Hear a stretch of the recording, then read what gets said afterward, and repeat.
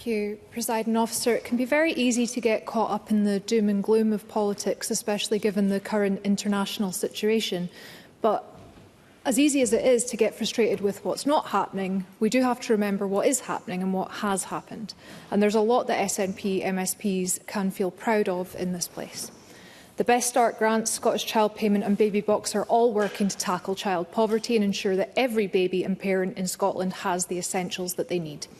Free prescriptions, eye appointments and dental care for certain groups mean that people do not have to choose between paying their bills and taking care of their basic health. And movements this session on getting on top of the out-of-control second home and short-term let properties in many areas, including a lot that I represent in the Highlands and Islands, has been incredibly positive and already not just provided some extra revenue for local authorities, but also encouraged these properties to be returned to the housing market. There is work to be done to convince people of the merit in doing things the right way and not resorting to reactionary rhetoric, blame culture or monstering of minority groups, but delivering, alongside a positive message, public services which benefit everyone in Scotland. And it's important that we practice what we preach. We can't one day criticise the rise of the far right and then the next allow that same group to dictate our principles and policy as UK Labour is. They position themselves as an alternative to the Conservatives but are now adopting right-wing policies, sharing negative lines on migration and turning their backs on the most marginalised by taking money out of the household budgets of disabled people and pensioners.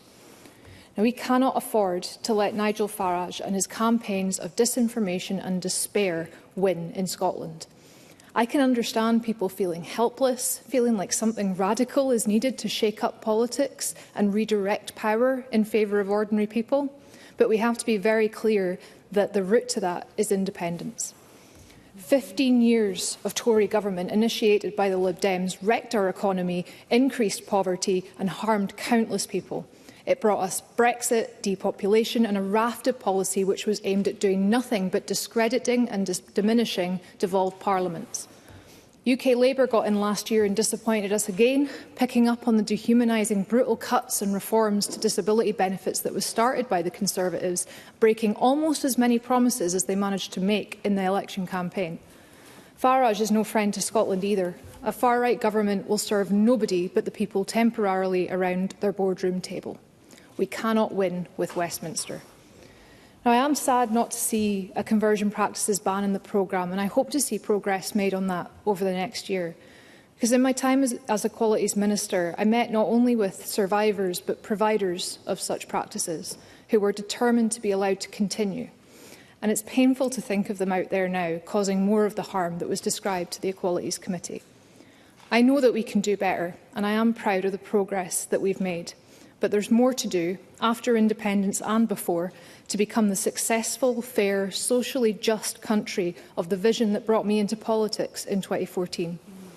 To prove that we can do better, we really need to do better where we can now. Keep our promises and show everyone in Scotland that it is possible to deliver on priorities without excluding any group in society, be it disabled people, LGBTQ+ people or those living out with the Central Belt. We must deliver infrastructure projects in the north and the south, acknowledge and meet the need for greater financial support for households with a disabled person and ensure that islanders or rural residents have the same healthcare outcomes as someone in the middle of the city. It is that kind of action that will convince people that we can do more than mitigate. We can eradicate poverty and demonstrate that an independent Scotland is a better Scotland. Thank you. Thank you.